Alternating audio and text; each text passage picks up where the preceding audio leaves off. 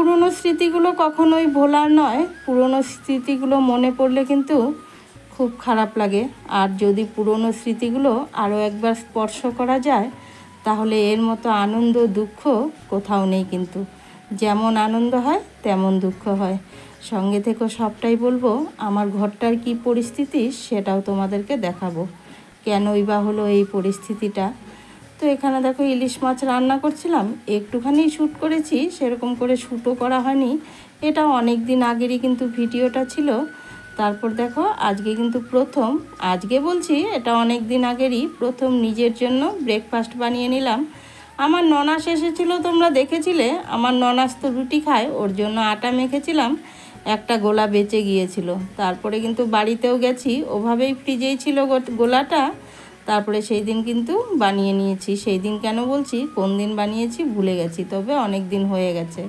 তো ফেলে দেব, তাই বানিয়ে নিলাম, খেয়ে নিলাম। নিজের একার জন্য কখনো কিছু করি না আর কি, সেই মতোই বললাম। যাই হোক, একটা পরোটা করেছি, আর আমার তো পরোটা হলে কোনো কিছু হলেই হয়ে যায়, খেয়ে নিই। এখানে দেখো বসে বসে যাচ্ছি, কিন্তু তোমরা হয়তো ভাবছো দিদিভাই হেঁটে যাচ্ছে বা কিভাবে যাচ্ছে। আমি কিন্তু বাইকে বসে যাচ্ছি। তো ভিডিওটা নিজেই শ্যুট করেছি, নিজেই কিন্তু বুঝতে পারছি না আমি বসে যাচ্ছি না দাঁড়িয়ে আছি না হেঁটে আছি, মানে হেঁটে যাচ্ছি আর কি। সরি, একটু ভুল বলে ফেললাম। তারপর দেখো এই তো চলে যাচ্ছি পুরনো স্মৃতিকে আঁকড়ে ধরতে একটুখানি। তো হঠাৎ করেই চলে গেলাম, সন্ধেবেলা একদম ভালো লাগছিল না, তাই চলে গেলাম। তো বন্ধুরা, এই কোয়ার্টারে কত ভিডিও করেছি তাই না, তোমরা সবাই দেখেছো পুরনো বন্ধুরা। তো এই যে কোয়ার্টারটাতে এলাম আর কি। এখনো সম্পূর্ণ জিনিস নিয়ে নিতে, কয়েকটা জিনিস আছে, তো কিছু টুকিটাকি জিনিস নিতে আসছি। মানে জিনিসগুলো একদম ছোট্ট, খুব দরকার লাগে। যেমন দেখো এই যে এই জিনিসটা, এটা আমার খুব দরকার পড়েছে কদিন থেকে, এটা নিব। আর নেব এই যে এই বাতিটা নিয়ে যাব, আর এই যে এই বেঞ্চাটা নেব, আর হলো এই যে এই ড্রামটা নিয়ে যাব। দাঁড়াও, তোমাদেরকে ঘরটার কি পরিস্থিতি একটু দেখাচ্ছি। তো এই তো দেখো আমার ঘরটার কি পরিস্থিতি। ঘরটা তো আমরা এখানে আসার পর দুবার কিন্তু জল ঢুকেছিল ঘরে। যদি ওখানে থাকতাম নিশ্চয়ই আবার তোমাদের সঙ্গে শেয়ার করতাম, আবারও আমার ঘরে জল ঢুকেছে। তবে এই জল ঢোকার জন্যই তো চলে এসেছি। দেখো এগুলোর কি অবস্থা। তো এগুলো আনিনি, ছেড়েই এসেছি, পরে কখনো আনবো। এগুলো তো মেজে ঘষে আনতে হবে। জানো না, ঘরটার পরিস্থিতি দেখে গাটাও ঘিন ঘিন করেছে, মনটাও বড্ড খারাপ লেগেছে। তবে আমার ইচ্ছে হচ্ছিল ঘরটাকে ধুয়ে আসতে। তোমাদের দাদাভাইকে বললাম ঘরটা ধুয়ে দিই, বলছে একদম না, ফালতু কাজ করতে যাবে না। কেন আবার জল ঢুকবে, আবার কিন্তু এমনটাই হবে। তোমাদের দাদাভাই হঠাৎ করে সেই দিন বলছিল সন্ধেবেলায় আমি স্টেশনে যাব। তো স্টেশন থেকে তো কাছেই কোয়ার্টারটা, তাই বলেছিলাম আমাকেও নিয়ে চলো। তো আমি ঘরে গিয়ে টুকিটাকি জিনিস এনেছি, সে কাজ সেরে চলে এসেছি। বেশিক্ষণ থাকিনি, কিন্তু 10 থেকে 15 মিনিট চোরের মতো গিয়েছি, চোরের মতো এসেছি। পাড়ায় একটা লোকের সঙ্গেও কিন্তু দেখা করতে পারিনি। তোমাদের দাদাভাই যখন সঙ্গে কোথাও যায় কারোর সঙ্গে দেখাই করতে পারি না, এতটাই তাড়া দেয়। তো কেউই জানে না, শুধু আমার বান্ধবীটার সঙ্গেই দেখা হয়েছিল, ও দোকানে ছিল। তো যাবার পথে একবার দেখা হয়েছে, আবার আসার পথে আসি বলে চলে এসেছি। তো কারোর সঙ্গেই দেখা করতে পারিনি, তার জন্য কিন্তু মনটা বড্ড খারাপ লাগছিল। তো কি আর করা যাবে, পরে একদিন যাব আর কি। তাই বললাম আর কি, পুরনো স্মৃতিগুলো মানে দেখলে বা মনে পড়লে, স্পর্শ করলে একটা কিন্তু অন্যরকম অনুভূতি হয়। যেমন কষ্ট লাগে তেমন মানে কি বলবো, বলে বোঝাতে পারছি না। মানে খারাপও লাগে, ভালোও লাগে, সবটাই মিশিয়ে। যাই হোক, এটা ছিল গতকালের ভিডিও। তারপর আর সেই দিন আর কোনো ভিডিওই করিনি, কদিন ভিডিও করিনি, কারণ ভিডিও করা ছিল আমার তো একটুখানি বেশি, মানে স্পেস ফুল হয়ে গেলে আমার তো আবার গন্ডগোল হয়ে যায়, তোমরা সবাই জানো। সেই মতো আবার গতকাল থেকে ভিডিও করা স্টার্ট করেছি। এগুলো ছিল গতকালের। তো স্টেপ বাই স্টেপ কাজগুলো করে, যেভাবে আমি কাজগুলো করি আমি সেভাবেই তোমাদেরকে শেয়ার করি। দেখতেই পেয়েছো, ওখানে তোমাদের দাদা ভাইয়ের টিফিন বানাচ্ছিলাম। টিফিন বানাতে বানাতে আবার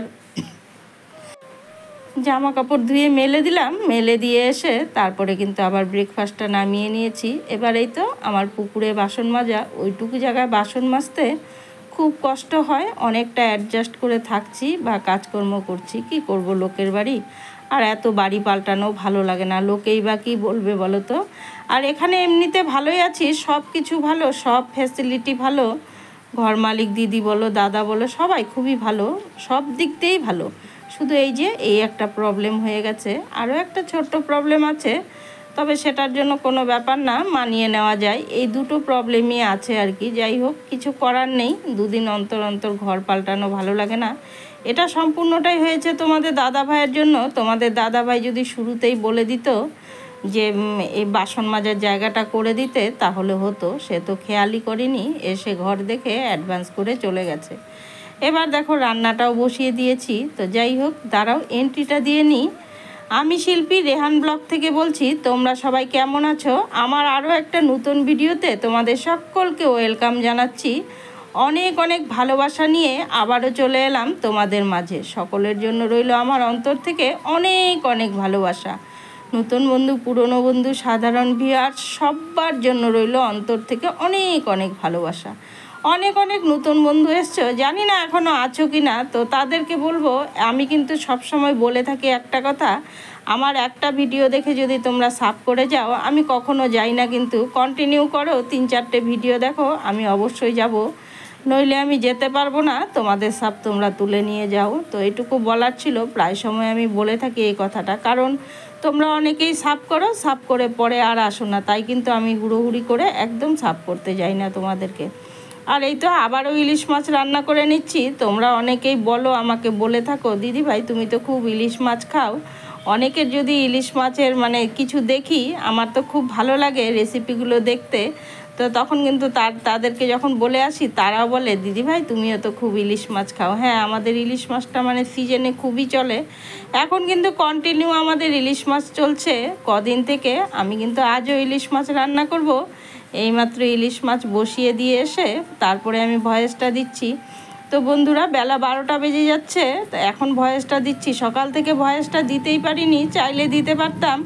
প্রচণ্ড বৃষ্টি হচ্ছে, খুব আওয়াজ হচ্ছে, কিন্তু তোমরা একটু মানিয়ে গুছিয়ে নিও।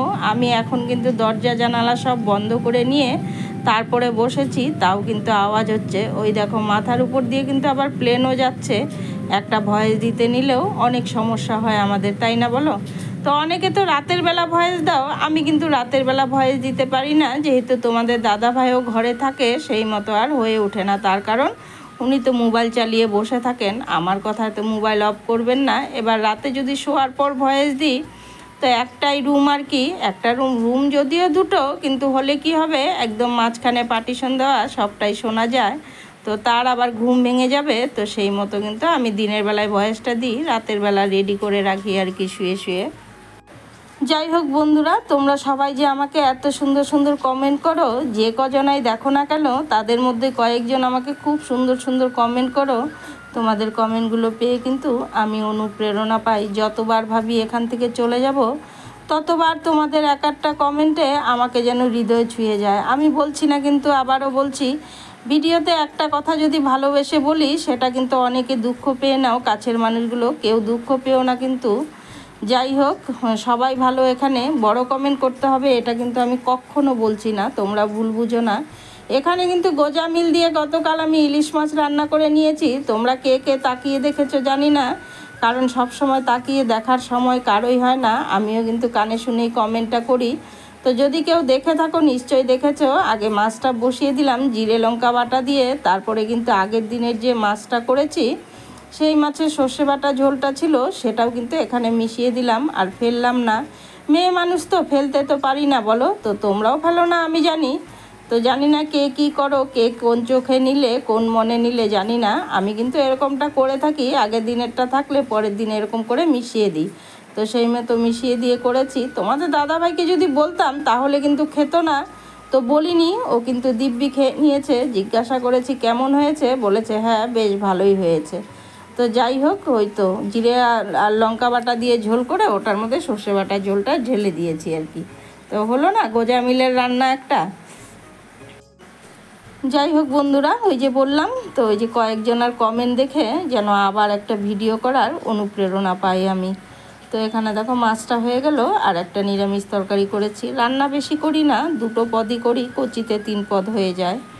তো বন্ধুরা বলো তো কী হয়েছে, মানে রান্নাবান্না করেছি, রান্নাবান্না করে গ্যাস মোছা হয়ে গেছে। আমার যে ব্রেনটা কোথায় থাকে না আমি নিজেও জানি না। গ্যাস মোছা, বাসন মাজা, সমস্ত কাজ হয়ে গেছে, কিন্তু ঘর দোরটা এখন শুধু মুছবো ঝাড়ু দিয়ে। ঘর ঝাড়ু দিতে যাচ্ছি, তখন ফট করে মনে পড়লো, এই মা আমি তো ভাতই বসাইনি। তো দেখো গ্যাসটা মোছা, আবার এসে এই দেখো ভাত বসালাম। এখন ভুলে গেছিলাম, ভাগ্যিস মনে পড়েছে, না হলে খাওয়ার সময় কি করতাম। তো যাই হোক, বসিয়ে দিলাম, আগে ভাগে মনে পড়লো। চলো সঙ্গে থেকো সবাই। তো তার জন্য কিন্তু বলেছি, আমার ব্রেনটা কোথায় থাকে জানি না। প্রায় সময় এরকম হয়, খেতে বসে পড়ি অথচ ভাত বসাই না। আমি নিজের জন্য 1 মুঠ চালের ভাত বসাই, তো মনে করি একটু পরে বসাবো, তারপরে একদম ভুলে যাই। যাই হোক বন্ধুরা, এই তো বৃষ্টি এসে গেছে, জামা কাপড়টা তুলে নিলাম। এখনও আমি বৃষ্টির মধ্যেই কিন্তু ভয়েসটা দিচ্ছি, একটুখানি মানিয়ে গুছিয়ে নিও। চলো বন্ধুরা, এতক্ষণ ধরে ধৈর্য সহকারে যে বা যারা আমার ভিডিওটা দেখেছো, সকলের জন্য রইল আমার অন্তর থেকে অনেক অনেক ভালোবাসা। সবাই সবসময় ভালো থেকো, সুস্থ থেকো। দেখা করছি দ্বিতীয় দিন, দ্বিতীয় কোনো ব্লগে। আজ এখান থেকে বিদায় নিলাম।